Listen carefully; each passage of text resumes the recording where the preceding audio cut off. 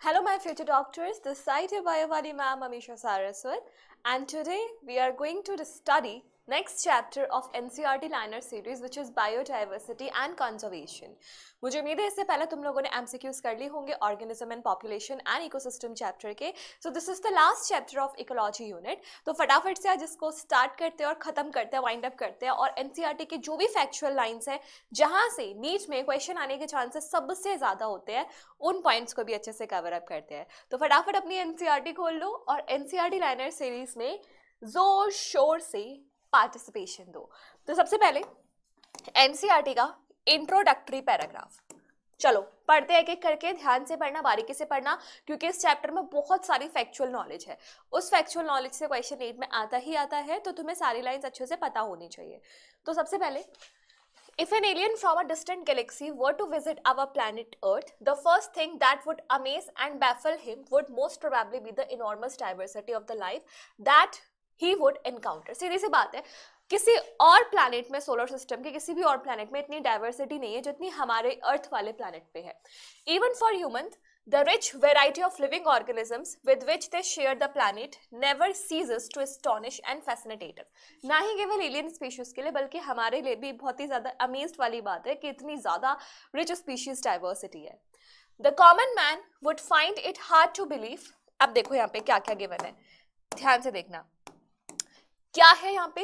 20,000 species of ants, उसके बाद 3 lakh species of beetle, उसके बाद 28,000 species of fishes and nearly 20,000 species of orchids. ठीक है, तो यहाँ पे एक एस्टिमेट दिया हुआ है कि हमारे पास कितनी कितनी स्पीशीज हैं. वैसे तो अभी तक यहाँ से कोई क्वेश्चन नहीं आया, बट इन फ्यूचर आ जाए क्या पता. तो तुम्हें ये थोड़ा सा वर्ड्स पता होने चाहिए. ठीक है, इसके बाद नेक्स्ट है इकोलॉजिस्ट, जो इकोलॉजी की पढ़ाई करते हैं, एंड इवोल्यूशनरी बायोलॉजिस्ट, जो इवोल्यूशन की स्टडी करते हैं, have been trying to understand the significance of such diversity by asking important questions. Why are there so many species? हर किसी के मन में यही सवाल आएगा कि भाई इतनी सारी स्पीशीज की जरूरत क्या है, और इस क्वेश्चन का आंसर तुम्हें आगे जाके पक्का मिलेगा इसी चैप्टर में. ठीक है, Did such great diversity exist throughout the Earth's history? क्या जब से शुरुआत हुई है तब से इतनी ज्यादा डाइवर्सिटी देखने को मिलती थी? How did this diversification came about? And how and why is this diversity important to the biosphere? Would it function any differently if the diversity was much less? And how do humans benefit? मतलब सीधी सी बात है, इतनी ज्यादा जो diversity है क्यों है, क्या पहले से थी, अगर नहीं होगी तो क्या होगा, और ये ह्यूमंस को कैसे फायदा पहुंचा रही है. बहुत सारे क्वेश्चंस हैं जो अपने मन में चलते हैं. ठीक है, नेक्स्ट पैराग्राफ यहां पे देखो क्या बोल रहा है. Biodiversity in our biosphere immense diversity को ही हम हेट्रोजेनिटी बोलते हैं. Heterogeneity is a normal term which is used in chemistry and it can be used in every field of your studies, because heterogeneity मतलब जब कंपोजिशन डिफरेंट हो. ठीक है, immense diversity exists not only at species level but at all the levels of biological organizations ranging from macromolecules within cells to biome. important है ये जो diversity है, कहने की बात है कि species में diversity देखने को मिल रही है, but this diversity is present at all levels of organizations. Last chapter organism and population में हमने पढ़ा था ना क्या क्या ऑर्गेनाइजेशंस है. Micromolecule, cell, tissue, organ system, organism, population, community, ecosystem, biomes, तो हर लेवल पे एप्लीकेबल होता है. Biodiversity is the term popularized by the socio-biologist Edward Wilson to describe combined diversity at all level of biological organization. तो सबसे important है Edward Wilson. क्या किया था इन्होंने? टर्म दिया था बायोडाइवर्सिटी, और बायोडाइवर्सिटी केवल स्पीशीज के लिए ही नहीं दिया था, at all levels of biological organisations के लिए ही कॉइन्ड द टर्म. क्लियर? आगे अब ये जो डाइवर्सिटी है बच्चों, ये 3 टाइप्स की डाइवर्सिटी है जो तुम्हें पढ़नी है विद एग्जांपल. सबसे पहले है जेनेटिक डाइवर्सिटी. नाम से पता चल रहा है जीन्स के लेवल पे जो डाइवर्सिटी है. जैसे इंसान ही है, इंसान में भी अलग अलग ऑर्गेनिजम्स अलग अलग पिक्यूलियर कैरेक्टरिस्टिक्स रखते हैं. Why? Because their genes are diverse, their chromosomal sequences are diverse. तो जेनेटिक डाइवर्सिटी कहाँ डील करती है? A single species might show high diversity at the genetic level over its distribution range. जैसे यहाँ पे example दिया हुआ है एक medicinal plant which is Rauvolfia vomitoria, ठीक है, ये एक मेडिसिनल प्लांट है, growing in different Himalayan ranges, might be in terms of potency and concentration of active chemical reserpine. ये जो रॉवोल्फिया प्लांट है ये क्या बनाता है, केमिकल बनाता है जिसका नाम क्या है, अरे क्या है, रेसरपिन, ये ठीक है, that the plant produce. India has more than 50,000 genetically different strains of rice, 1,000 of, देखो क्या बात बोली है, पहली बात यहाँ पे बोली है, प्लांट्स के केस में अगर मैं जेनेटिक डाइवर्सिटी की बात करूँ तो इट इज जेनेटिक डाइवर्सिटी जिसकी वजह से अलग अलग डिस्ट्रीब्यूशनल रेंजेस में जो प्लांट्स है सेम स्पीशीज का वो अलग अलग टाइप का प्रोडक्शन शो करता है ना।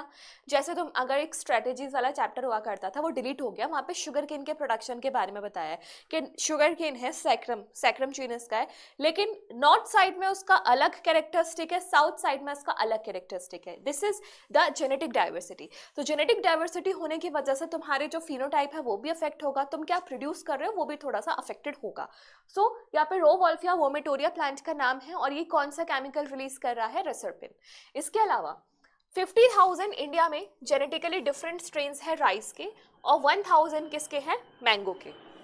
समझ में आया। नेक्स्ट है species diversity, the diversity at the species level, for example the Western Ghats have greater amphibian diversity than the Eastern Ghats. ये भी इंपॉर्टेंट है, याद करना है। तुम्हें पता है ना हमारे इंडिया के मैप में ये वाला जो पोर्शन है ये वेस्टर्न घाट्स है, ये वाला जो पोर्शन है ये ईस्टर्न घाट्स है, and these are the hotspots. Hotspot मतलब वाईफाई हॉटस्पॉट है ऐसा नहीं है, हॉटस्पॉट मतलब ऐसा एरिया जहाँ पर स्पीशीज डाइवर्सिटी बहुत ज़्यादा देखने को मिलती है, बहुत ज़्यादा स्पीशीज देखने को मिलती है वहाँ पर। तो यहाँ पर हमारा जो वेस्टर्न घाट्स है वहाँ पर एम्फीबियंस का नंबर ज़्यादा है as compared to Eastern Ghats, तो ये क्या हो जाएगी, स्पीशीज डाइवर्सिटी। वही अगर मैं बात करूँ इकोलॉजिकल डाइवर्सिटी की, so it is at the ecosystem level. India, for instance, with its deserts, rains, forests, mangroves, coral reefs, wetlands, estuaries, alpine meadows, has a greater ecosystem diversity than any Scandinavian country like Norway. तो यहाँ पे India को compare किया गया है किससे, आ नहीं पाएगी पूरी स्पेलिंग, इससे, स्कैंडिनेवियन कंट्रीज से। क्यों, क्योंकि हमारा जो इंडिया है that is very much rich in its ecological heritage. यहाँ पे वेटलैंड्स है, डेजर्ट्स है, वो है रिवर्स है, ओशंस है, माउंटेन्स हैं, ग्रासलैंड्स है, मीडोज है, एस्चुरीज है, क्या क्या है जो हमारी बाकी कंट्रीज में भी नहीं है। तो तुम्हें तीनों डाइवर्सिटी का एग्जाम्पल याद रखना है, जेनेटिक डाइवर्सिटी का रॉवोल्फिया रेसरपिन, उसके बाद स्पीशीज डाइवर्सिटी का amphibians more in your Western Ghats, and then ecosystem diversity का India rich than any other Scandinavian country like the Norway. समझ में आया, ये इंपॉर्टेंट पॉइंट्स हैं, यहाँ से क्वेश्चन आ जाएगा। Next, it has taken millions of years of evolution to accumulate this rich diversity in nature. पहला जो क्वेश्चन पूछा था, क्या अर्थ की हिस्ट्री से ये सब चला आता जा रहा है, तो यहाँ पे लिखा हुआ है it has taken millions of years of evolution to accumulate this rich diversity. बिल्कुल स्टार्टिंग से तो नहीं था, ये तुम भी जानते हो मैं भी जानती हूँ, तो मिलियन ऑफ इयर्स लगे इस डाइवर्सिटी को एक्चुअली में एक्यूमुलेट करने में अर्थ के अंदर। But we could lose all that wealth in less than 2 centuries if the present rate of species loss continues। तुम्हें पता ही है कितनी मारकाट चल रही है, एनिमल्स का कितना एक्सप्लॉयटेशन हो रहा है, अगर उनका ये जो लॉस है वो चलता रहा तो हम कितने सेंचुरीज में, 2 सेंचुरीज से कम टाइम में भी अपनी सारी स्पीशीज डाइवर्सिटी को लॉस कर देंगे। Next, biodiversity and its conservation are now vital environmental issues of international concerns as more and more people around the world begin to realize the critical importance of biodiversity for the survival and well-being of the planet. Very general lines here, यहाँ पे क्या लिखा हुआ है कि ये केवल ना ही नेशनल बल्कि इंटरनेशनल लेवल का कंसर्न है, क्योंकि अगर बायोडाइवर्सिटी लॉस हो गई बच्चों तो हमारे सर्वाइवल पे एक बिग क्वेश्चन मार्क आ जाएगा। तो बस यहाँ पे यही है कि बायोडाइवर्सिटी की knowledge as well as conservation is important at global level. समझ में आया। तो यहाँ तुम्हें क्या समझना है, यहाँ तुम्हें स्पीशीज, जेनेटिक और इकोलॉजिकल डाइवर्सिटी को याद करना है। Next, how many species are there on earth and how many in India. यहां से नीट में फैक्चुअल क्वेश्चंस आते हैं, तो जो जो लाइंस में अंडरलाइन कराऊंगी तुम्हें वो करनी पड़ेगी। समझ में आया। Since there are published records of all the species discovered and named, we know how many species in all have been recorded so far, but it is not easy to answer the question of how many species there are on earth. कहने की बात है, हम बोलते हैं 1.7 to 1.8 million species होती हैं, जिसमें से काफ़ी सारी तो अभी हमने डिस्कवर ही नहीं करी हैं. तो एक्चुअल में कितनी है अर्थ पे वो हमें नहीं पता, क्योंकि हमने इतना एक्सप्लोर ही नहीं किया हुआ पूरी अर्थ को. फिर अकॉर्डिंग टू अगेन एक फुल फॉर्म IUCN, इसकी फुल फॉर्म क्या है? International union for conservation of nature and natural resources. ठीक है, तो ये है, ये पूरा एस्टिमेट देता है कितनी स्पीशीज से रिलेटेड, कौन सी वल्नरेबल है, कौन सी इंडेंजर्ड है, कितनी है, कितनी गायब हो चुकी है, सारी चीज़ों का जो जिम्मेदारी है वो IUCN संभालता है. IUCN की full form again I am saying is important, international union for conservation of nature and natural resources.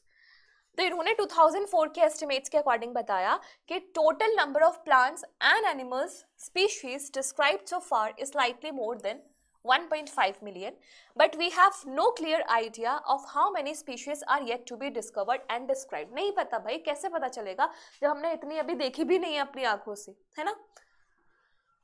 Estimates vary widely and many of them are only educated guesses. कैसे ही कर सकते हो तो. For many taxonomic groups, species inventories are more complete in temperate than in tropical countries. यहाँ पे एक important line है, क्या बोला है? For many taxonomic groups, species inventories are more complete in temperate than in tropical countries. मतलब ये ऐसा बोलना चाह रहे हैं, कुछ ज़्यादा हुआ नहीं है, ये बोलना चाह रहे हैं कि हमने बोला कि इतनी species diversity है, इससे ज़्यादा हो सकती है, कितनी होगी वो हमें नहीं पता. तो तुम्हें पता है ना, हमारा जो अर्थ है यहाँ पे इक्वेटर, इक्वेटर के आसपास ट्रॉपिकल, ट्रॉपिकल के ऊपर टेम्परेट. तो इक्वेटर के ऊपर भी ट्रॉपिकल और इक्वेटर के नीचे भी ट्रॉपिकल. और ये जो ट्रॉपिकल जोन होता है ये सबसे ज़्यादा डाइवर्सिफाइड वाला जोन होता है, क्योंकि तुम्हें पता है अमेज़न रेन फॉरेस्ट भी ट्रॉपिकल रीजन्स में ही मिलता है.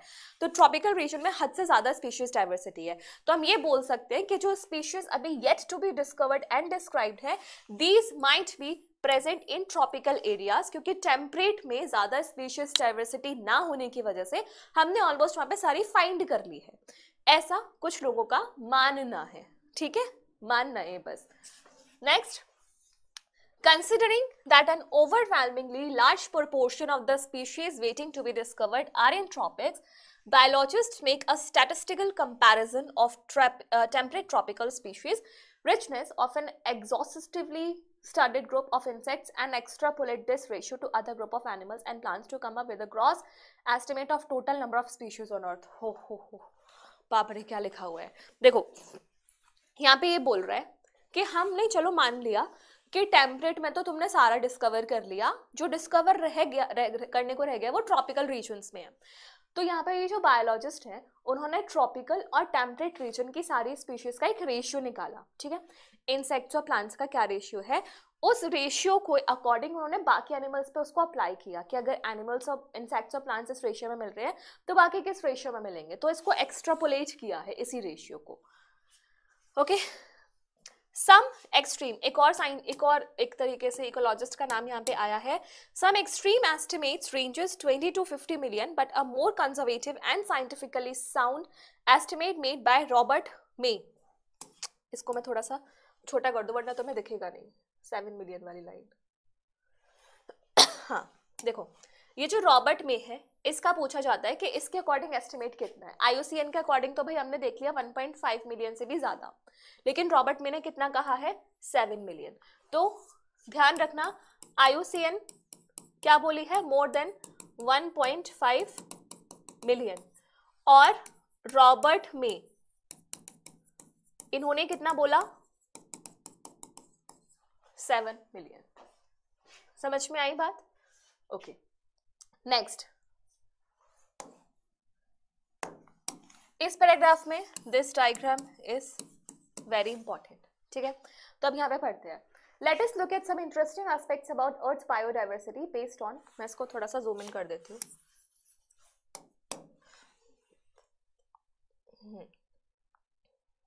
क्या बोल रहे हैं, let us look at some interesting aspects about Earth's biodiversity based on currently available species inventories. More than 70% of all species recorded are animals. क्या बोला इसने बोला देखो सबसे पहला पॉइंट जो यहाँ से समझ में आया वो ये है कि मोर देन 70% स्पीशीज क्या है, एनिमल्स। ठीक है, 70% से भी ज्यादा स्पीशीज एनिमल्स की है। While plants including algae, fungus, bryophytes, gymnosperms, angiosperms comprises no more than 22%. 22% क्या है, plants। ठीक है, और ये तो हमें पता ही है कि यहाँ पे एल्गी और ये सब आते हैं, लेकिन यहाँ पे जो इंपॉर्टेंट पॉइंट है इन्होंने फंगस को भी प्लांट मान के काम किया है। ठीक है, so this 22% plants includes fungi group also. ठीक है, फंगस ग्रुप भी इसमें इंक्लूड होता है। इसके बाद क्या लाइन बोली गई है, among animals insects are the most species rich taxonomic group making up more than 70% of the total।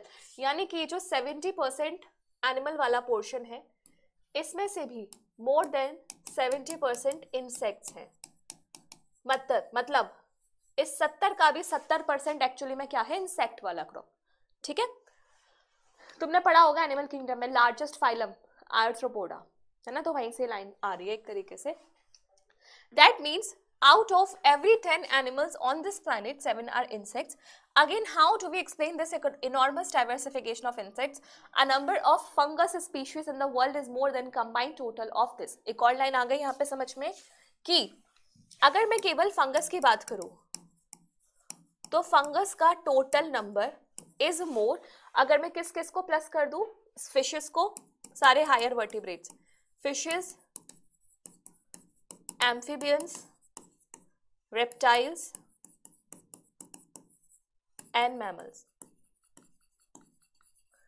इनका कंबाइंड नंबर भी फंगस को आउट नंबर नहीं कर सकता। समझ में आया?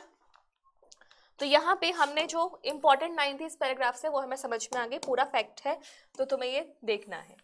ठीक, इसके बाद नीचे आ जाते हैं।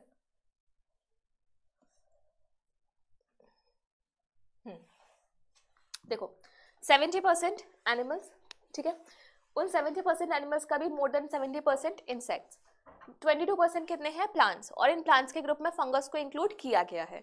अगर मैं फंगस का टोटल नंबर ही देखूं तो फिशेस, एम्फीबियंस, रेप्टाइल्स और मैमल्स से भी ये ज्यादा होता है। अब यही वाली फैक्चुअल लाइन ऊपर वाली है। अब एक बार डायग्राम का देख लेते हैं कि डायग्राम यहाँ पे क्या बोलना चाह रहा है।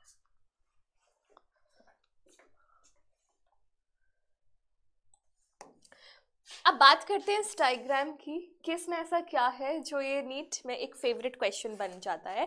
तो यहाँ पे सबसे पहले हम बात करते हैं इन्वर्टिब्रेट ग्रुप्स की।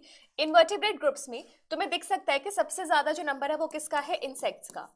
Insects followed by other groups, followed by your molluscs, and molluscs के बाद जो सबसे लास्ट में ग्रुप आता है दैट इज क्रस्टेशियंस, है ना, यानी कि इट इज IOMC। IOMC कि किसके लिए है ये, इनवर्टिब्रेट्स के लिए। वही अगर मैं बात करूं तुम्हारे वर्टिब्रेट्स के लिए तो वर्टिब्रेट्स में सबसे ज्यादा नंबर किसका है, फिशेस का। फिशेस के बाद एम्फीबियंस और मैमल्स लगभग बराबर है, देन रेप्टाइल्स और बर्ड्स। ठीक है, तो यहाँ पे तुम्हें ना लेबलिंग के लिए ज्यादातर क्वेश्चन आने के चांसेस हैं। उसके बाद प्लांट्स की बात करूं तो प्लांट्स में फंगस सबसे ज्यादा, क्योंकि हमने पहले ही देखा था फंगस सबसे ज्यादा होते हैं, अपने उसमें फैक्चुअल नॉलेज में देखा था। एंजियोस्पर्म्स, एल्गी, उसके बाद mosses, fern and alias lichens. तो मतलब तुम्हें कुल मिला के बात ये है कि तुम्हें डायग्राम याद करना है भाई, याद कर लेना इसको कैसे भी। ठीक है, नीचे बढ़ते हैं। It should be noted that these estimates do not give any figure for the prokaryotes। यहाँ पर prokaryotes का कोई भी जिक्र नहीं है, केवल यूकैरियोट्स की बात की जा रही है। Biologists are not sure about how many prokaryotic species there might be। The problem, अब यहाँ पे रीजन दिया हुआ है। अगर कल को assertion रीजन पूछ ले, assertion में दे दे कि इन estimates में prokaryotes का कोई जिक्र नहीं है, तो रीजन क्या होगा? तो रीजन यहाँ पे गिवन है, the problem is that conventional taxonomic methods are not suitable for identifying microbial species and many species are simply not culturable under laboratory conditions। यानी कि एक तो तुम्हारे पास जो टेक्सोनॉमिक मेथड्स हैं वो ऐसे नहीं है कि तुम प्रोकैरियोट्स को भी क्लासिफाई कर दो। दूसरी इंपॉर्टेंट चीज क्या है, बहुत सारी प्रोकैरियोटिक स्पीशीज ऐसी है। भाई देखो, प्रोकैरियोट्स मतलब सिंगल सेल्ड ऑर्गेनिजम्स। अगर तुम्हें उनको देखना है so you need to culture them, you need to see them under the microscope. तो बहुत सारी प्रोकैरियोट स्पीशीज तो ऐसी है जो कल्चर ही नहीं की जा सकती, तो तुम उनको देखोगे कैसे और इनका डाटा कैसे दोगे, है ना। If we expect biochemical or molecular criteria for delineating species for this group, then their diversity alone might run into millions. अगर हम बोल दें कि केवल चलो मॉलिक्यूल्स देख के या बायोकेमिकल रिएक्शंस देख के ही क्लासिफाई कर दो, तो अकेले प्रोकैरियोट्स का नंबर ही मिलियंस में चला जाएगा.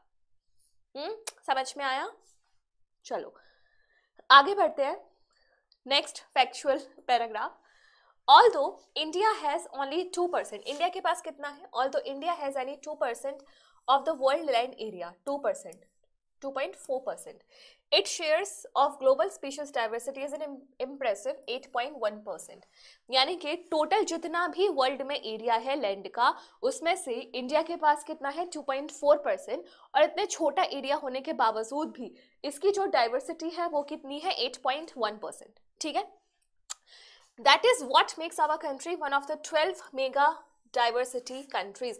पूरे दुनिया में 12 मेगा डाइवर्सिटी कंट्रीज है, यानी कि जहाँ पे बहुत ज़्यादा स्पीशीज रिचनेस है, उसमें से एक कंट्री हमारी इंडिया भी है. Because of this fact 2.4% land होने के बावजूद भी 8.1% स्पीशीज डाइवर्सिटी.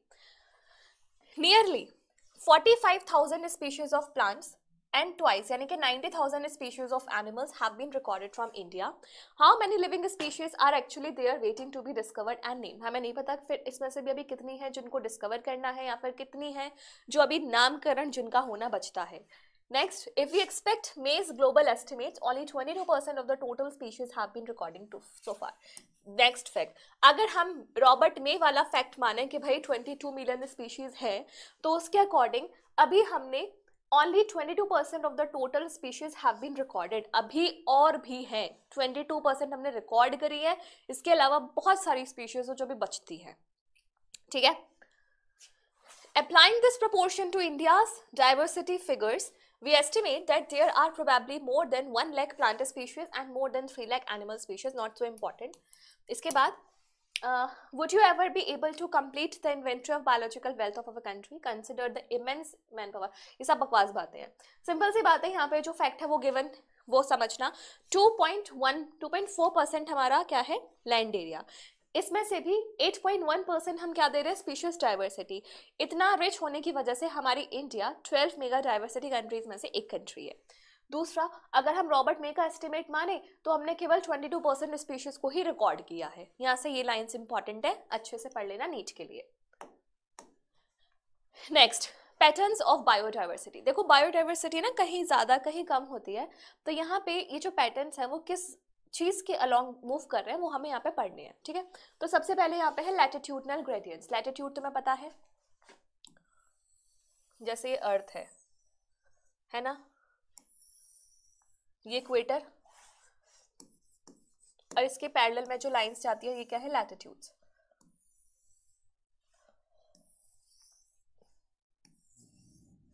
ठीक है. अब यहाँ पे क्या गिवन है वो पढ़ना. The diversity of the plants and animals is not uniform throughout the world but shows a rather uneven distribution. Simple सी बात है, मैं पता है कि जैसे अगर मैं एग्जांपल लूँ मंकीज़ का, तो मंकीज़ मथुरा वृंदावन साइड के लिए ज़्यादा फेमस है, ना कि तुम्हारी और साउथ की साइड के लिए. तो जो स्पीशीज डाइवर्सिटी है उसका जो डिस्ट्रीब्यूशन है वो यूनिफॉर्म नहीं है. इंडिया तो वर्ल्ड तो छोड़ो, इंडिया में ही नहीं है, तो बहुत ही ज़्यादा अनयूनिफॉर्म पैटर्न है. इसके बाद for many groups of animals और plants there are interesting patterns in diversity, the most well known being the latitudinal gradient in diversity. In general, species diversity decreases as we move away from equator towards the pole. है ना. क्या बोला यहाँ पे? ये बोल रहा है कि इक्वेटर से जब हम पोल की तरफ मूव करेंगे तो स्पीशीज डाइवर्सिटी क्या करेगी? डिक्रीज करेगी. ठीक है. Next, with very few exceptions, tropics, latitudinal range of 23.5 degree north to 23.5 degree south. जैसे ये वाला रीजन, ये और ये ट्रॉपिकल रीजन है ना, तो यहाँ पे मान के चल रहे 23.5 डिग्री नॉर्थ, ऐसे ही नीचे 23.5 डिग्री साउथ, ये ट्रॉपिकल रीजन है. अब यहाँ बोल रहा है harbour more species than temperate और पोलर रीजन. यहाँ पर स्पीशीज ज्यादा है एज कम्पेयर टू टेम्परेट और द पोलर रीजन. टेम्परेट और द पोलर रीजन. ठीक है. फिर Colombia located near equator has nearly 1400 species of birds. जैसे मैं रफ एस्टिमेट लेके चलूँ, इक्वेटर की तरफ है, कोलंबिया मान लो यहाँ कहीं है। मैं पहले बोल रही हूँ, मैं एसएसटी नहीं पढ़ा रही, तो ऐसे जज मत करना कि कोलंबिया कहाँ है इधर उधर।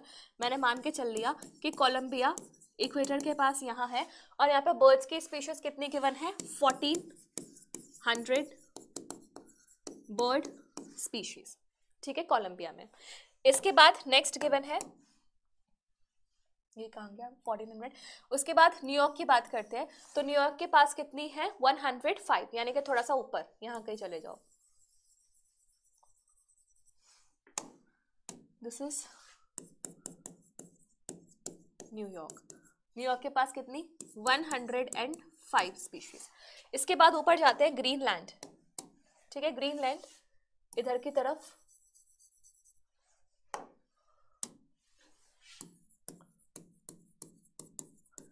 तो यहां कितनी दी हुई है, 56 स्पीशीज, 56 स्पीशीज। इसके बाद अगर मैं बात करूं किसकी, India with its much land area in tropical latitudes, 1200 species. India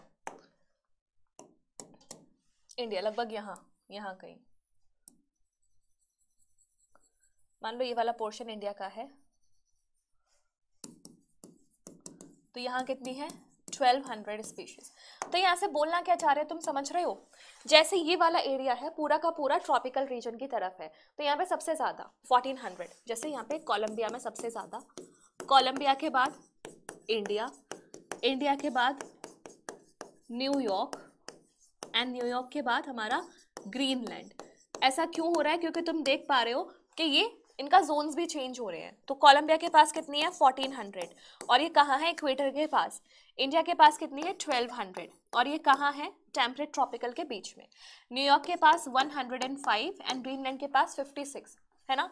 तो जैसे जैसे इनके जोन्स चेंज हो रहे हैं वैसे वैसे स्पीशीज डाइवर्सिटी भी चेंज हो रही है, ये इस पैराग्राफ में गिवन है। समझ में आया। A forest in a tropical regions like Ecuador has up to 10 times as many species of vascular plants as a forest of equal area in temperate regions like Midwest of USA.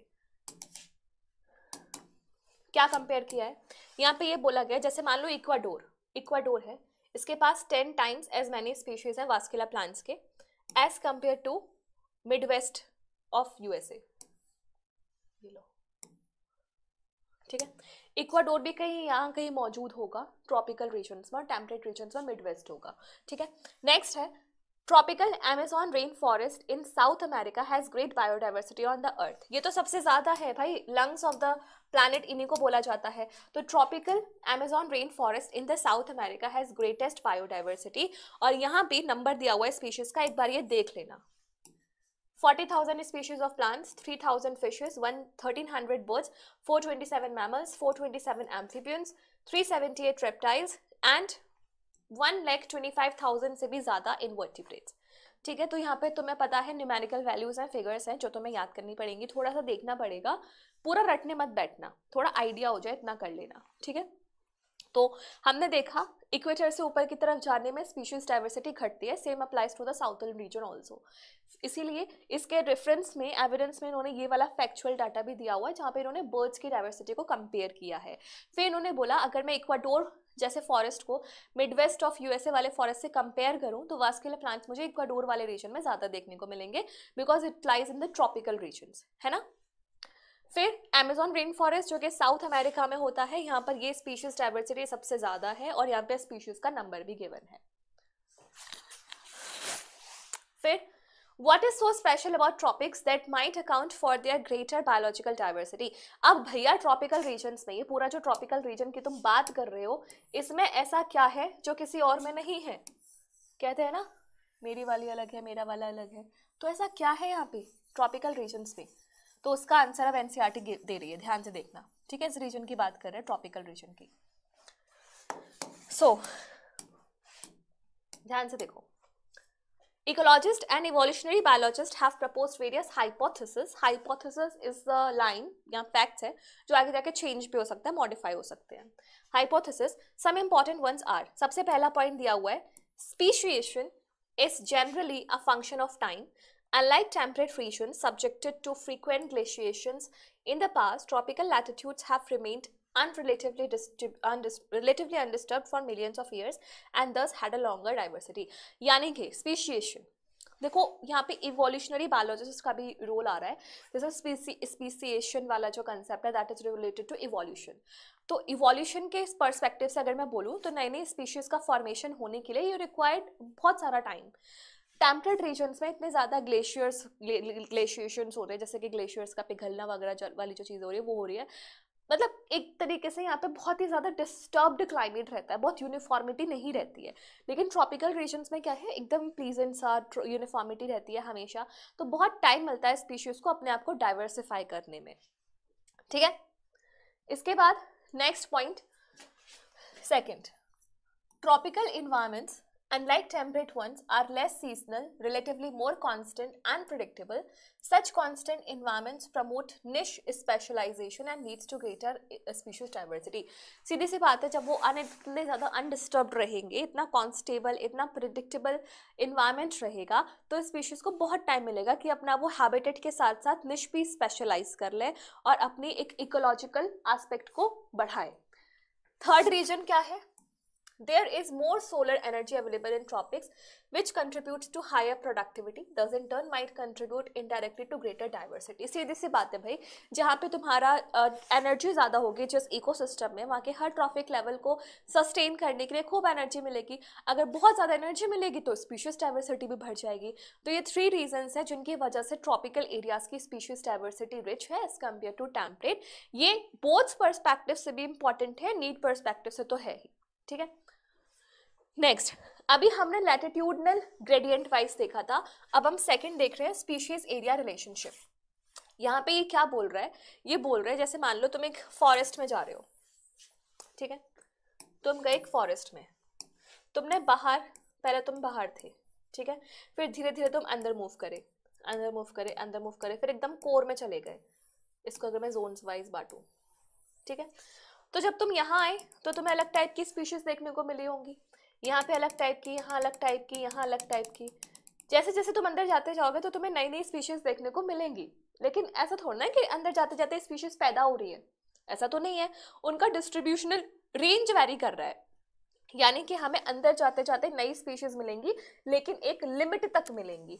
तो यहाँ पे ये बोल रहा है, during his pioneering and extensive exploration in the wilderness of South America, ये इसका नाम याद रखना, German naturalist and geographer Alexander von Humboldt, इन्होंने देखा कि within a region species richness increases but increases with increasing explored area but only up to a limit.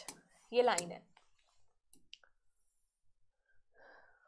जो मैंने बोला, अंदर जाओगे नई स्पीशीज मिलेंगी, है ना, जैसे जैसे एक्सप्लोर एरिया बढ़ेगा स्पीशीज भी मिलेंगी, लेकिन एक लिमिट तक, एक लिमिट के बाद ऐसा नहीं होगा. ठीक है, in fact the relationship between species richness and the area for a wide variety of taxa turns out to be rectangular hyperbola. अगर कोई ग्राफ का नाम पूछ ले तो ये क्या है, रेक्टेंगुलर हाइपरबोला. ठीक है, On a logarithmic scale, the relationship is a straight line described by the equation. अगर मैं log के टर्म में बोलूँ तो एक straight line आएगी. हाइपरबोला की इक्वेशन क्या थी, s is equals to c a की पावर z, और log के टर्म्स में क्या है, log s is equals to log c plus z log a. यहाँ पे सारा कुछ दिया हुआ है कि इस इक्वेशन में कौन सी चीज़ क्या कहलाती है. ठीक है, z इज रिग्रेशन कोफिशिएंट. यहाँ पे तुम्हें z की जो वैल्यूज है वो इंपॉर्टेंट है, जो नीट पर्सपेक्टिव से आ सकती है, उसको समझो. z का यहाँ पे लिखा हुआ है कि इसकी जो नॉर्मल वैल्यू है वो होती है 0.1 से 0.2, regardless of taxonomic group or the regions, whether it is the plants in Britain, birds in California, mollusks in New York, the slope of regression lines are amazingly similar. मतलब z वाली जो line है वो mostly unaffected रहती है और इसकी जो वैल्यू है वो कितनी होती है 0.1 to 0.2. लेकिन यहाँ पर नीचे की तरफ जाओगे तो कुछ दिया हुआ है, इसमें दिया है, नेक्स्ट पेज पे दिया है, ओके नहीं है, हाँ यहाँ पे देखो. But if you analyze the species area relationship among very large areas like entire continents, you will find that the slope of the line to be much steeper. ध्यान रखना, अगर तुम कंटिनेंट्स के लिए देख रहे हो, अगर तुम एक्सप्लोर कर रहे हो कॉन्टिनेंट्स को, तो जो स्लोप है वो क्या हो जाएगा, स्टीपर. स्टीपर मतलब ढलान और कम हो जाएगी ऐसे. ऐसे हो जाएगा, ठीक है। और तब z की जो वैल्यू हो जाएगी वो कितनी हो जाएगी, 0.6 से 0.1। छोटे लेवल पे लिए जो कुछ ग्रुप्स के लिए देख रहे हो तो वहां पे तो सेम रहेगा 0.1 टू 0.2, लेकिन अगर तुम कॉन्टिनेंट्स में स्विच कर गए तो वैल्यूज कितनी हो जाएंगी, 0.1 से 0.1।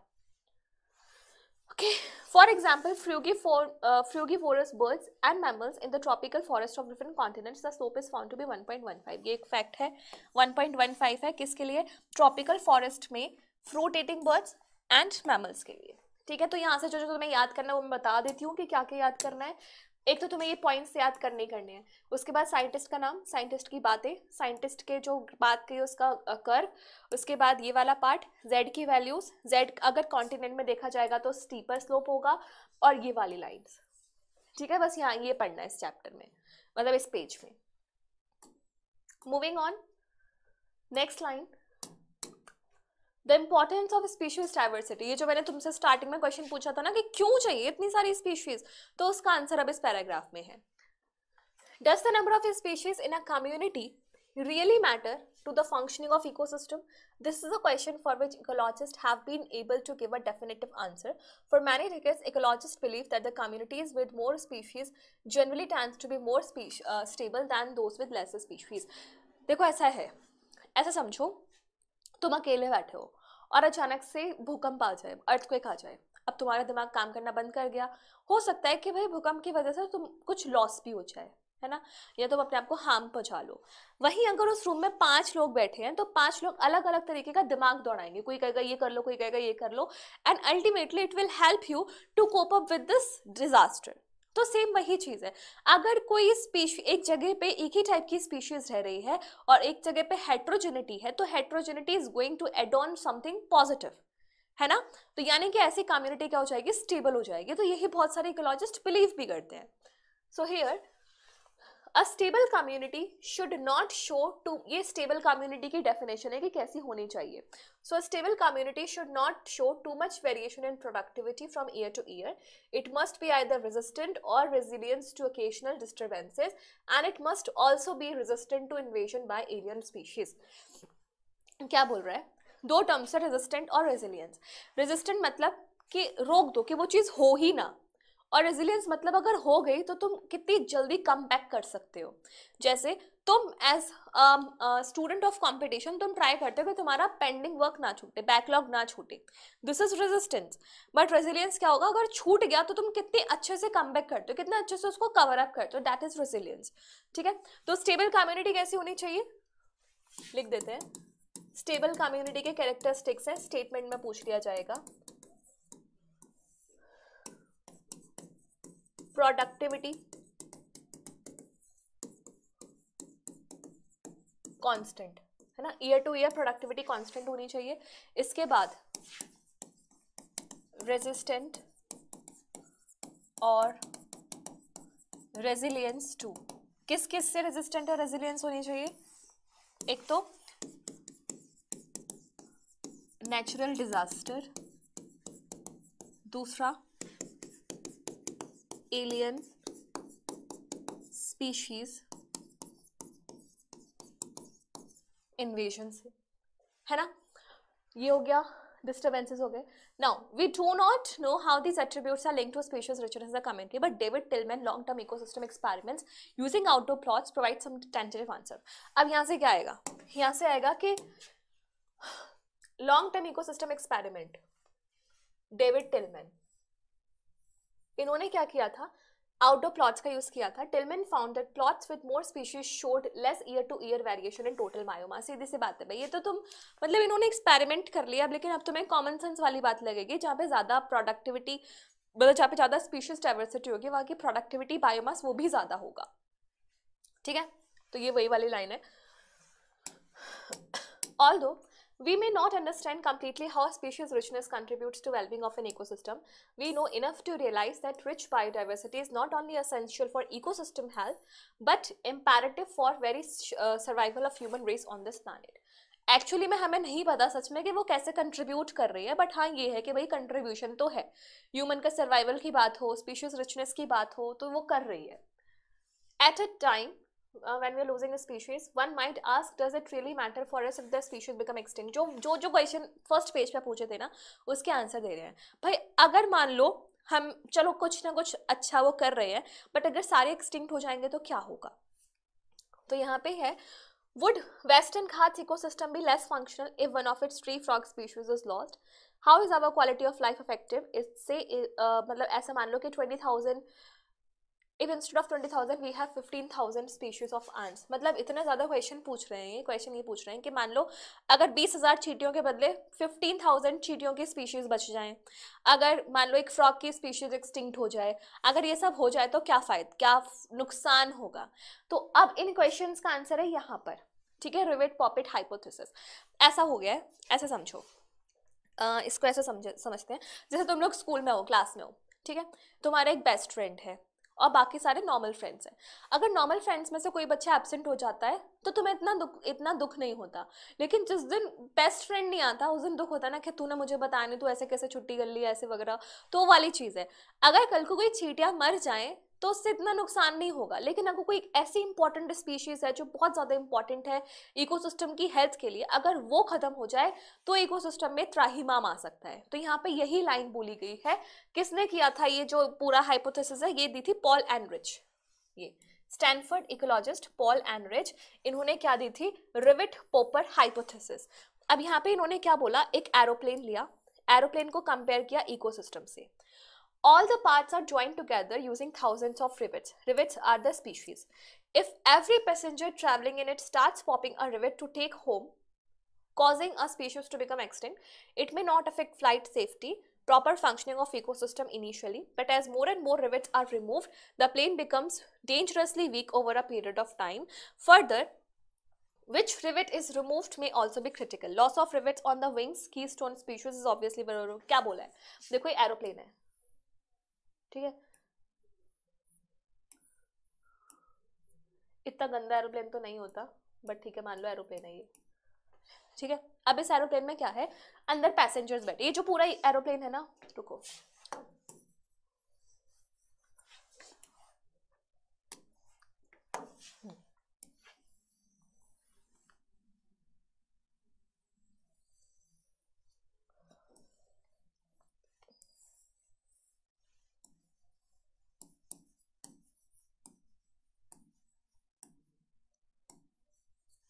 ये मान लो एक एरोप्लेन उड़ रहा है, ठीक है। तो पहली बात तो इन्होंने ये जो एरोप्लेन है इसको इक्विवेलेंट माना एक इकोसिस्टम से, कि एरोप्लेन मतलब तुम्हारा इकोसिस्टम। अब इस एरोप्लेन में अंदर जगह जगह पे बोल्ट्स लगे होंगे जिनको हमने बोला रिवेट्स, ठीक है। तो सीट पे रिवेट होंगे, अलग अलग जगह पे रिवेट्स होंगे। सो रिवेट्स यहाँ पे क्या बोला है? स्पीशीज है। अब मान लो तुम एक पैसेंजर हो, लेकिन तुम बड़े चोर टाइप के पैसेंजर हो, है ना, बड़े चोर टाइप के। तुमने क्या किया, धीरे धीरे ऐसे वोल्ट्स को खोलने लग गया और अपने पॉकेट में रख लिया कि घर लेके जाएंगे। अब क्या होगा, धीरे धीरे तुमने अपना सीट का खोला, दूसरे सीट का खोला, थोड़ा थोड़ा खोला, तो एरोप्लेन में इतनी प्रॉब्लम नहीं होगी। लेकिन एक टाइम जब तुमने बहुत ही ज़्यादा अति मचा दी, या फिर मान लो तुमने ऐसा कर दिया कि यहाँ पे विंग्स में जो रिवेट्स लगे हो तुमने वो ही निकाल दिए, तो भाई एरोप्लेन तो डगमगा जाएगा ना, हिल डुल जाएगा। तो ये जो रिवेट्स है, रिवेट्स ऑन विंग्स, इनको बोला है की स्टोन स्पीशीज, ठीक है। अगर तुमने रिवेट्स और विंग्स को हटा दिया तो वहां पे खत्म, इकोसिस्टम की हेल्थ फंक्शनिंग सब खत्म हो जाएगी। तो keystone species are the species which are important for functioning and health of ecosystem।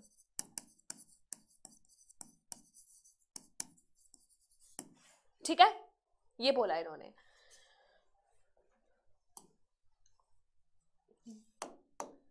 इसके बाद नेक्स्ट बात करते हैं loss of biodiversity. Loss of biodiversity, पहले यहाँ पे कुछ फैक्ट्स है कि कौन सी स्पीशीज का एक्सटिंक्शन हो चुका है। दूसरा फिर यहाँ पे बताया गया कि जो लॉस हो रहा है बायोडाइवर्सिटी को, उसका रीजंस क्या है। तो सारी चीज़ों को पढ़ते हैं। While it is doubtful if any new species are being added through speciation into Earth's treasury of species, there is no doubt about their continuing loss। ठीक है, the biological wealth of our planet has been declining rapidly, and accusing finger is clearly pointing to humans की वजह से सारा कुछ हो रहा है, डाइवर्सिटी का लॉस, है ना.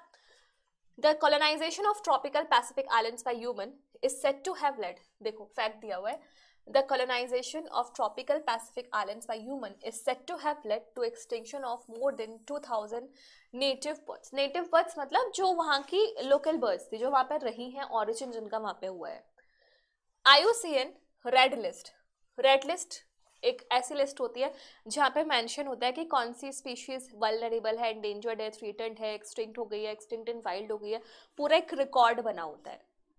ठीक है, तो यहाँ पर इन्होंने लिखा हुआ है कि 784 important 784 species including 338 vertebrates, 359 invertebrates, 87 plants in the last 500 years extinct हो चुकी है.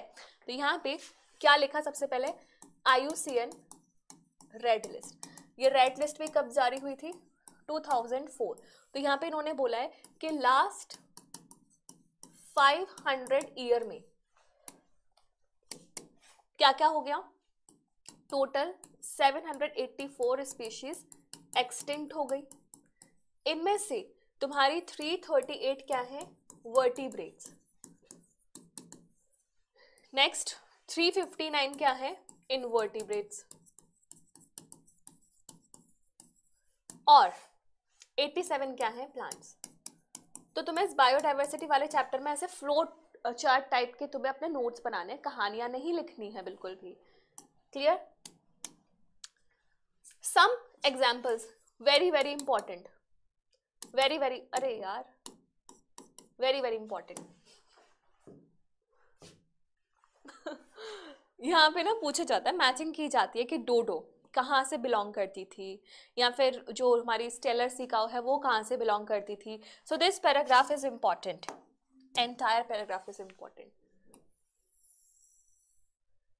अब देखो क्या है, dodo Mauritius, quagga Africa, thylacine Australia, Steller sea cow Russia, and 3 subspecies Bali Javan Caspian of tiger.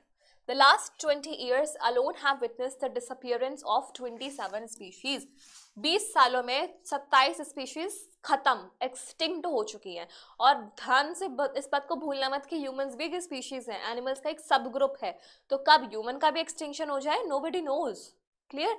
तो स्पीशीज रिचनेस को मेंटेन करना ना केवल स्पीशीज के लिए बल्कि हमारे ह्यूमन वाली स्पीशीज के लिए भी इज वेरी इंपॉर्टेंट.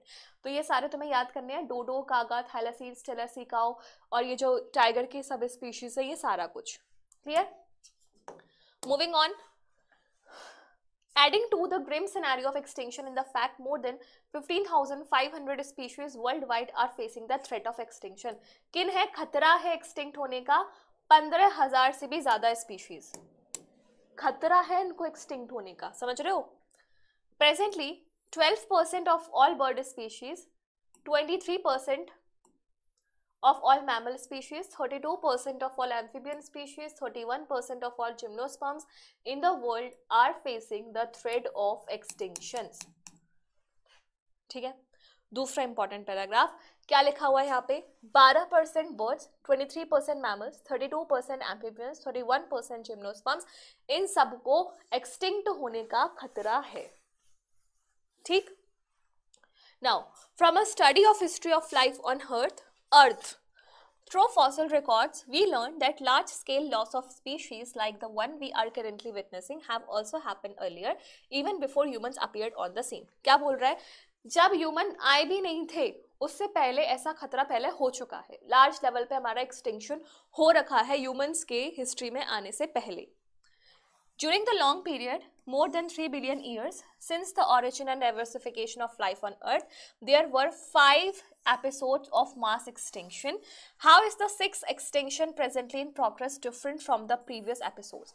अभी तक हमारे 5 mass extinctions हो चुके हैं. छठा mass extinctions in future हो जाएगा, लेकिन यहाँ पे पूछा जा रहा है कि वो बाकियों से कैसे डिफरेंट होगा.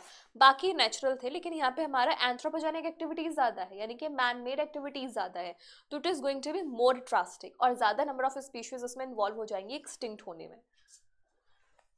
The difference is in the rates. The current species extinctional rates are 100 to 1000 times faster देख रहे हो कितनी तेजी से एक्सटिंक्शन की तरफ हम बढ़ रहे हैं. Ecologists warn that if the present trends continues, nearly half of the species on the earth might wipe out within next 100 years. अगले 100 सालों में आधी से ज्यादा स्पीशीज खत्म हो जाएंगी अगर हमने अपनी एक्टिविटीज को लगाम नहीं लगाई तो. ठीक है.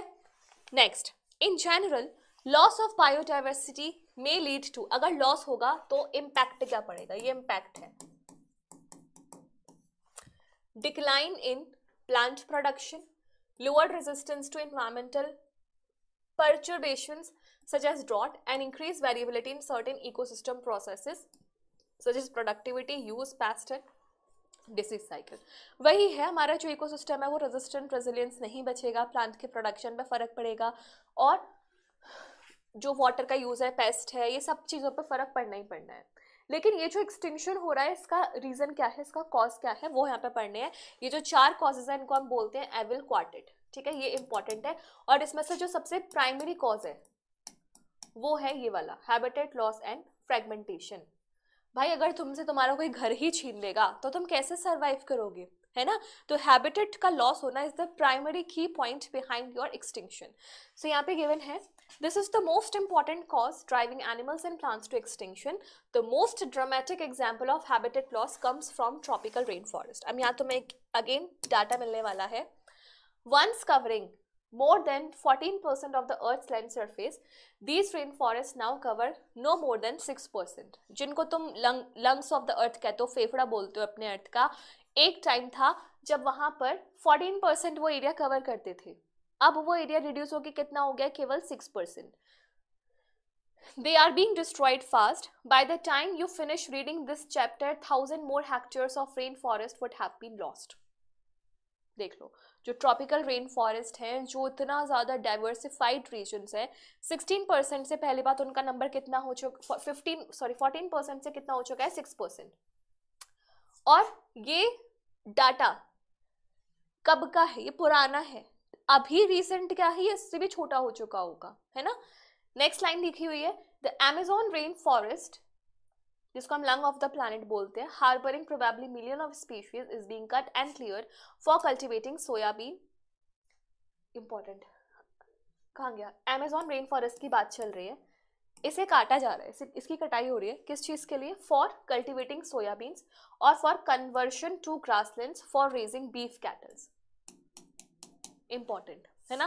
तो अमेज़न फॉरेस्ट के लिए ये है कि इसको सोयाबीन प्रोडक्शन के लिए यूज किया जा रहा है और इसको ग्रासलैंड्स में कन्वर्ट किया जा रहा है ताकि बीफ कैटल्स इससे अच्छे से ग्रेजिंग कर सके और उनका प्रोडक्शन बढ़ सके. Clear. Besides the total loss, the degradation of many habitats by pollutions also threatens the survival of many species. When large habitats are broken up into small fragments due to various human activities, mammals and birds require large territories and certain animals with migratory habits are badly affected. ये line ये बोल रही है, जैसे तुमने news में देखा होगा कि शेर जंगलों से निकल के रोड पे चल रहे हैं या घरों में जा रहे हैं. क्यों जा रहे हैं, क्योंकि तुमने उनके हैबिटेट का नुकसान पहुंचाया है. फॉरेस्ट को काट के बीच में से ट्रेन निकाल रहे हो, अर्बनाइजेशन कर रहे हो, तो ऐसे में क्या होगा, उनको खतरा महसूस होगा और वो वहां से मूव करके कहीं नई जगह पे जाना चाहेंगे. तो सबसे इंपॉर्टेंट है मकान, रहने के लिए सेफ हैबिटेट. तो हैबिटेट लॉस होगा तो कहीं ना कहीं ये ना केवल एनिमल्स के लिए बल्कि हमारे लिए भी खतरा है. ठीक है. नेक्स्ट इज ओवर एक्सप्लॉइटेशन, हद से ज्यादा शोषण. तुम्हारा भी हद से ज्यादा एक्सप्लॉइटेशन किया जाए तो तुम भी भाई अपने हथियार गिव अप कर दोगे. तो same is with the animals. से यहाँ पे लिखा हुआ है कि हमारा जो ग्रीड वगैरह है उसकी वजह से हमने बहुत सारे जानवरों को नुकसान पहुंचाया है. लेकिन यहाँ जो नीट के लिए इंपॉर्टेंट है वो समझो. मैनी स्पीशीज एक्सटिंक्शंस जैसे कि स्टीलर सी काउ और पैसेंजर पीजन, इनका जो एक्सटिंक्शन हुआ है that is because of over exploitation.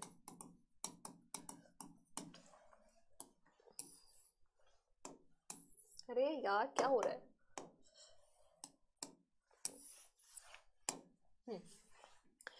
Presently, many marine fishes population around the world over harvested, endangering. यही है, वही है. तुम्हें मतलब अगर दिखा कि यार एलिफेंट के दांतों का हम ये कर सकते हैं, तुमने वो दांत उखाड़ना शुरू कर दिए. स्नेक के लेदर का ये स्किन का ये बना सकता है, वो उसको एक्सप्लॉइट करना स्टार्ट कर दिए. मतलब लालच तो ऐसे रग रग में बसा हुआ है ना कि हर चीज को ओवर एक्सप्लॉइट करना स्टार्ट कर देते हो, और वो ओवर एक्सप्लॉइटेशन उस स्पीशीज का क्या कर देता है, एक्सटिंक्शन। तो यहाँ पे दो एग्जांपल्स हैं जो ओवर एक्सप्लॉइटेशन की वजह से, stellar sea cow and the passenger pigeon. ठीक है, थर्ड कॉज क्या है, alien species invasion. Alien species मतलब कोई बाहर की स्पीशीज, दूसरे प्लैनेट की नहीं, दूसरी जगह की, जो उस प्लेस पे वो नेचुरली ग्रो ना करती हो, ऐसी स्पीशीज। ठीक है, सो यहाँ पे क्या गिवन है, well alien species are introduced unintentionally or deliberately for whatever purpose, some of them terms invasive and cause declines or extinction of indigenous species. Indigenous वहाँ की local, जो वहाँ पे पली बड़ी है। देखो, बाहर की स्पीशीज एलियन स्पीशीज हैं, लेकिन उनको इन्वेसिव स्पीशीज बोलोगे जब वो वहाँ पे आके नुकसान कॉज करना स्टार्ट कर दे। जैसे तुमने टेरर ऑफ बंगाल वाली कहानी सुनी होगी, वाटर हायासिंथ इंडिया में ले आए थे उसको, उसके बाद उसने जो तबाही मचाई थी, क्योंकि उसका हमारे पास प्रेडेटर तो था ही नहीं। तो कोई भी एलियन स्पीशीज एक टाइम के बाद इन्वेसिव स्पीशीज बन सकती है, हार्म पहुंचा सकती है। तो यहाँ पे लिखा हुआ है example, the Nile perch, this is the example, introduced into Lake Victoria in East Africa, eventually led to extinction of ecologically unique assemblage of more than 200 species of cichlid fish in the lake. ठीक है, तो तुमने सबके example देखे, तुमने habitat loss के example में देखा tropical rain forest, Amazon rain forest, over exploitation में Steller sea cow, passenger pigeon, then alien species invasion में किसका एग्जाम्पल है, नाइल पर्च। ठीक है, विक्टोरिया लेक में, और किकलेट फिशेस का यहाँ पे एक्सटिंक्शन हुआ है। ठीक है, you must be familiar with the environmental damage cost and threat posed to our carrot grass का भी एग्जाम्पल है, carrot grass, Parthenium, Lantana and water hyacinth, ये सारे हमारे एलियन स्पीशीज इन्वेजन के एग्जाम्पल है जो तुम्हें याद करने हैं। The recent illegal introduction of African catfish Clarias for aquaculture purpose is posing a threat to indigenous catfish. बाहर की फिशेस ले आए तुम कैटफिश को चुच्चा करने के लिए, अपनी इंडियन जो कैटफिशेस उनको नुकसान हो गया। तो ये वाले एग्जांपल्स भी तुम्हें याद करने हैं। ठीक है, मैंने पहले बोला है ये chapter is all about cramming the facts. तीनों इकोलॉजी के चैप्टर में से सबसे ज्यादा जो फैक्ट्स है वो बायोडाइवर्सिटी वाले चैप्टर में ही है। ठीक है, लास्ट है कोएक्सटिंक्शन, साथ जीना साथ मरने वाली कसम है, साथ जियोगे तो कोएवोल्यूशन, साथ मरोगे तो कोएक्सटिंक्शन।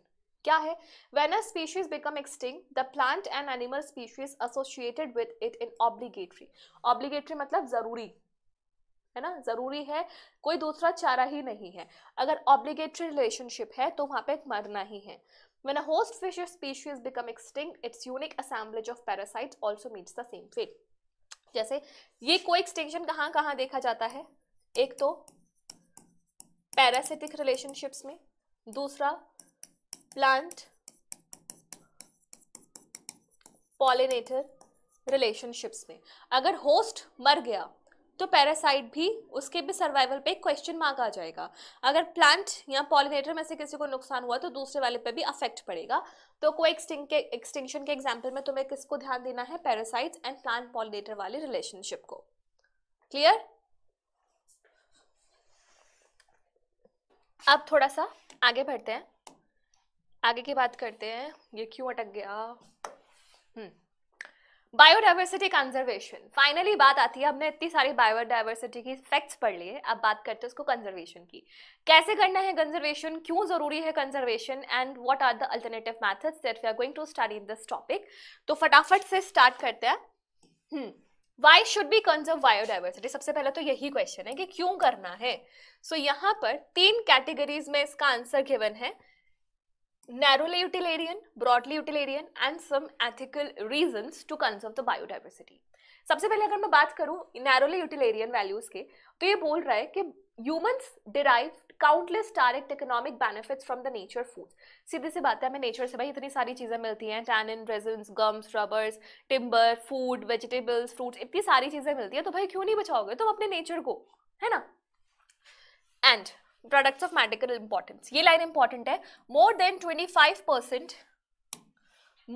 25% of the drugs currently sold in market worldwide are derived from plants, and 25,000 species of plant contributes to traditional medicines used by native people around the world. 25% of the drugs हमें nature से मिलती हैं। पहला तो ये factual data है जो तुम्हें याद रखना है। Nobody knows how many more medicinally useful plants there are in tropical rainforest waiting to be explored with increasing resources put into bioprospecting. यहाँ से नीट में क्वेश्चन पूछा जाता है ये टर्म बायोप्रोस्पेक्टिंग. क्या होता है bioprospecting? It means exploring molecular, genetic and species level diversity for products of economic importance. 3 level पे तुम्हें एक्सप्लोर करना है ताकि तुम इकोनॉमिकली इंपॉर्टेंट प्रोडक्ट्स को ले सको. वो 3 लेवल क्या क्या है? Genetic, molecular and species level की diversity. Genetic, molecular, species level diversity important होता है बायोप्रोस्पेक्टिंग में. ब्रॉडली यूटिलिटियन वैल्यू क्या बोलती है कि biodiversity plays a important role in many ecosystem services that the nature provides. हवा प्यूरिफिकेशन करनी है, मिनरल्स की साइक्लिंग करनी है, कुछ ऐसे इकोसिस्टम सर्विसेज हमें देता है नेचर जिनको तुम पैसों की बदौलत मोल नहीं लगा सकते पैसों से. सो 20% of the total oxygen in earth atmosphere किससे बन रही है? अमेजोन फॉरेस्ट से. ठीक है. और क्या होता है? पॉलिनेशन हो रहा है हमारा, पॉलिनेशन हो गया. और ये कुछ क्या है? ये दैट वी ड्राइव फ्रॉम, ये सारी मतलब कुछ यहाँ पे वही चीज लिखी हुई है. ब्रॉडली यूटिलिटियन में तुम्हें ब्रॉड एस्पेक्ट पे देखना है कि नेचर क्या कर रहा है तुम्हारे लिए. तो जो जो उसकी सर्विसेज है वो सारी सारी चीजें आ जाएंगी ब्रॉडली यूटिलिटियन एस्पेक्ट्स में. थर्ड है एथिकल. एथिकल वो होता है ना यार इस मच्छर को मत मारो, इसमें भी तो जिंदगी है, इसकी भी तो लाइफ है, इसके भी तो मम्मी पापा, घर बार, बच्चे, पति पत्नी, क्या क्या होता है. तो वो जो अंदर से आवाज आती है ना वो वाली चीज यहाँ पे आ रही है. So it conserve related to what O2 million of plants whom we share. यहाँ पे फिलोसॉफिकली और spiritually we need to realize that every species has an intrinsic value. हर किसी की वैल्यू है, हर किसी में लिविंग लाइफ है, तो उसको इसलिए कंजर्व करो. तो नैरोली यूटिलिटियन में तुम्हें इकोनॉमिकल पर्सपेक्टिव देखने हैं, ब्रॉडली यूटिलिटियन में तुम्हें सर्विसेज देखनी है, और एथिकल वाले में अंदर की जो आत्मा जो बोलती है उस चीज को देखना है. ठीक है. नेक्स्ट, हाउ, कैसे कंजर्व करोगे? यहाँ पे वो वाला क्वेश्चन दिया हुआ है. यहाँ पे सीधी सी बात है, 2 टाइप्स है, इन सिटू कंजर्वेशन और एक एक्स सिटू कंजर्वेशन. इन सिटू मतलब ऑन सिटू, जहां हो वहीं पे कंजर्व कर दो. एक्स सिटू मतलब उसको दूसरी जगह पे लेके जाओ और वहां पे कंजर्व करो. तो सबसे पहले हमारा टारगेट रहेगा इन सिटू कंजर्वेशन पे. सो यहाँ पे एक एक लाइन पढ़ लेते हैं. यहाँ से क्वेश्चन बहुत ज्यादा आता है इन सिटू कंजर्वेशन से, एक्स सिटू कंजर्वेशन से. So faced with conflict between development and conservation, many nations find it unrealistic. ठीक है, ये छोड़ो.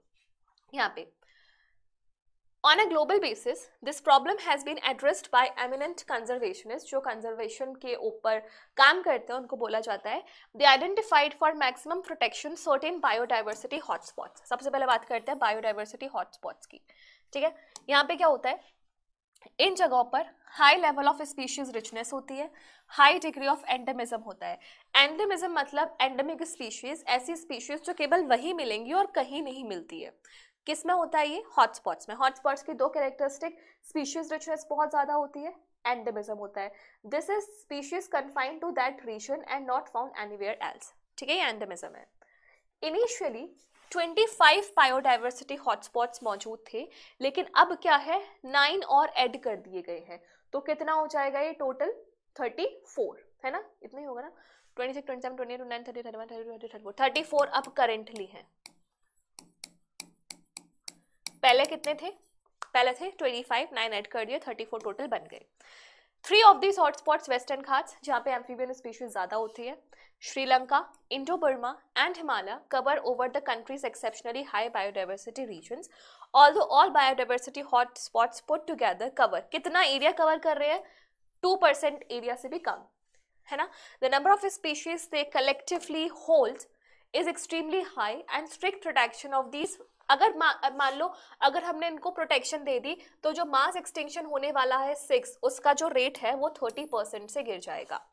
क्या है देखो, हॉटस्पॉट सबसे पहला एग्जांपल है इंस्टीट्यूट कंजर्वेशन का. यहाँ पे बहुत ज्यादा स्पीशीज रिचनेस देखने को मिलती है, एंडेमिज्म देखने को मिलता है. एंडेमिज्म मतलब high number of endemic species, ऐसी स्पीशीज जो उस पर्टिकुलर एरिया में ही मिलेंगी और कहीं पे नहीं मिलती है. 3 है हमारे इंडिया में, कहाँ कहाँ? Sri Lanka, western Ghats, Indo Burma and Himalaya, और ये टोटल मिला के 2% ऑफ द एरिया को कवर कर रहे हैं. इसके अलावा पहले 25 थे, 9 ऐड कर दिए, तो अब टोटल नंबर कितना हो गया? 34. अगर हमने केवल इन हॉटस्पॉट्स को ही प्रोटेक्शन दे दी तो 6 मास एक्सटेंशन के होने का जो रेट है वो 30% डिक्रीज कर जाएगा. Clear? Next, in India, ecologically unique and biodiversity rich regions are legally protected as biosphere reserves. और क्या एग्जाम्पल है? Biosphere reserves, national parks and sanctuaries. India के पास कितने बायोस्फीयर रिजर्व्स हैं? 14, 90 national parks and 448 wild life sanctuaries. ठीक है, तो ये नंबर भी तुम्हें याद रखना होगा. 14 biosphere reserves, 90 national parks, 448 wild life centuries. India has also a history of religious and cultural tradition. यहाँ पे सेक्रेड ग्रोव्स की बात चल रही है, जहाँ पे ऐसा होता है ना, जैसे कोई पर्टिकुलर चीज़ है, कोई पेड़ है, उसको धार्मिक बना लिया कि नहीं ये हमारे भगवान हैं, इनकी पूजा होनी चाहिए. पूजा भी करते हैं लोग उस टाइप की.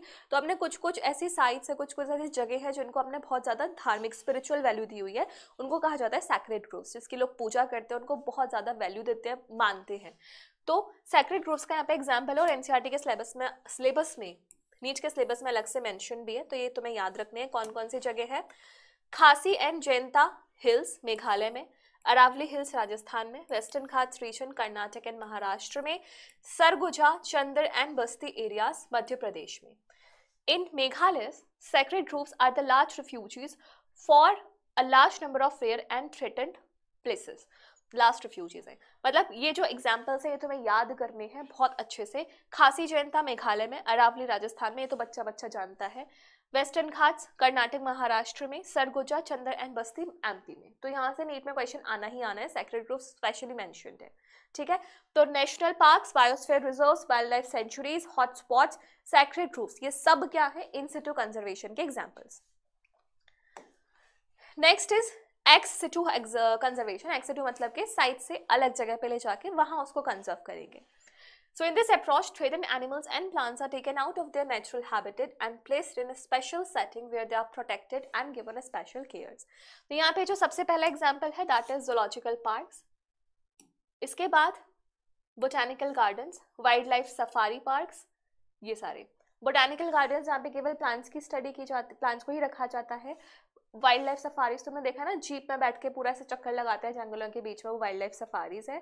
और जूलॉजिकल पार्क तो जू है ही, अम्यूजमेंट पार्क्स. ठीक है, there are many animals that have been become extinct in wild but continue to be maintain in zoological park. मतलब जंगलों में तो खत्म हो चुके, लेकिन अभी भी कुछ जो वेराइटीज हैं वो तुम जूलॉजिकल पार्क्स में उनको कंजर्व कर सकते हो.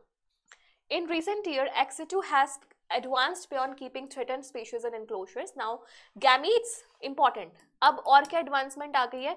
Now, gametes of threatened species can be preserved in viable and fertile conditions for long periods using cryopreservation techniques. यानी कि cryopreservation technique is also a part of your ex-situ conservation. जैसे तुमने ऐसे बहुत सारे रील्स या फिर शॉर्ट्स देखे होंगे जहाँ पे डायनासोर्स बना रहे हैं. डायनासोर्स मोस्टली तो ये सारे एनिमेटेड होती हैं या फिर एआई जनरेटेड वीडियोस होती हैं, बट काफ़ी बार ऐसा होता है बना सकते हैं क्योंकि we have preserve the gametes of many animals. Gametes preservation से उनको अगर हमने कंडीशंस दे दी, फर्टिलिटी वगैरह सब कुछ कर दिया, प्रॉपर ट्रैक रखा, तो हम हो सकता है कि हम डेवलप कर दें पूरा का पूरा एनिमल. तो हमने क्रायो प्रिजर्वेशन से ऑर्गेनिजम्स के गैमेट्स को भी प्रिजर्व करने के लिए एडवांसमेंट उठा ली है. Eggs can be fertilized in vitro. Eggs can be fertilized in vitro and plants can be propagated using tissue culture methods, जो तुमने पढ़ लिया है. Seeds of different genetically strains of commercially important plants can also be used in seed banks. Next is seed bank. तो हमने यहाँ पे 5 example पढ़ लिए. कौन कौन से? Zoological park, botanical garden, wild life safaris, cryo preservation techniques and the seed banks. ये सारे क्या है? Ex situ conservation. Now biodiversity knows no political boundaries and its conservation therefore is collective responsibility of all the nation. भाई humans तो सब है ना, तो सबको प्रिजर्व करना चाहिए उसे. The historic conventions, यहाँ से भी क्वेश्चन आता है. On biological diversity, the Earth Summit हुई थी. कहाँ हुई थी? रियो डी जेनेरियो में. कब हुई थी? 1992 में. और यहाँ पे बहुत सारे नेशंस को बुलाया गया था. किस लिए? For conservation of biodiversity and sustainable utilization of its benefits. Sustainable development is a term जो हम अपनी 9th 10th क्लास में एनसीईआरटी में पढ़ते हैं, एसएसटी में. ऐसी डेवलपमेंट जो तुम्हारी फ्यूचर जनरेशन की डेवलपमेंट के साथ कंप्रोमाइज ना करे, तुम्हारा भी भला हो, तुम्हारी फ्यूचर जनरेशन का भी भला हो, उसको बोलते हैं. तो इस समिट का मोटिव क्या था? बायोडाइवर्सिटी का कंजर्वेशन और उसके बेनिफिट्स का सस्टेनेबल यूज. इन अ फॉलोअप वर्ल्ड समिट की गई थी फिर एक Earth Summit Rio de Janeiro and World Summit on Sustainable Development held in 2002 10 साल बाद in Johannesburg, South Africa, जहाँ पे 190 कंट्रीज ने प्लेज ली थी, कमिटमेंट किया था कि वो 2010 तक अचीव करेंगे एक सिग्निफिकेंट रिडक्शन इन लॉस, किस किस लेवल पे, ग्लोबल, रीजनल, लोकल लेवल। तो ये जो 2 समिट्स हैं ये भी इंपॉर्टेंट है, ठीक है। Earth Summit, World Summit. Earth Summit Rio de Janeiro, World Summit Johannesburg, South Africa, जब 190 कंट्रीज ने पार्टिसिपेट किया था कि 2010 तक हम रिडक्शन को डिक्रीज करेंगे लोकल लेवल पे, रीजनल लेवल पे एंड द ग्लोबल लेवल पे। ये 1992 में हुआ था, वर्ल्ड समिट 2002 में हुआ था, यानी कि 10 साल के गैप के बाद। And I guess this is the last part of this chapter. तो बच्चों मैं 2 चीज़ें बोलना चाहूँगी। एक तो बायोडाइवर्सिटी चैप्टर इज मतलब इजी है, लेकिन यहाँ पे ना तुम्हें क्रैम बहुत सारी चीज़ें करनी पड़ेंगी। पूरे इकोलॉजी में सबसे ज़्यादा रटने वाला चैप्टर यही है, क्योंकि यहाँ पे न्यूमेरिकल्स दिए हैं, वैल्यूज़ दी है, फैक्ट्स दिए हैं जिनको तुम्हें याद करना है। और दूसरा मैंने जो पॉइंट बोलना चाहती थी वो ये था कि मैंने एनसीईआरटी को बहुत अच्छे से कवर अप कर लिया है, तो तुमने इसको वीडियो को देखने के बाद एनसीईआरटी को खुद से भी रीड करना है। और कल जब हम इसके नीट के सारे पीवाईक्यूज अटेम्प्ट करेंगे तो तुम मुझे बताओगे कि तुम कितना स्कोर कर पाए उन पीवाईक्यूज में, ताकि पता चल जाए कि हमें ये चैप्टर कितने अच्छे से याद हुआ। So my future doctors, good luck, all the best, bye bye, take care.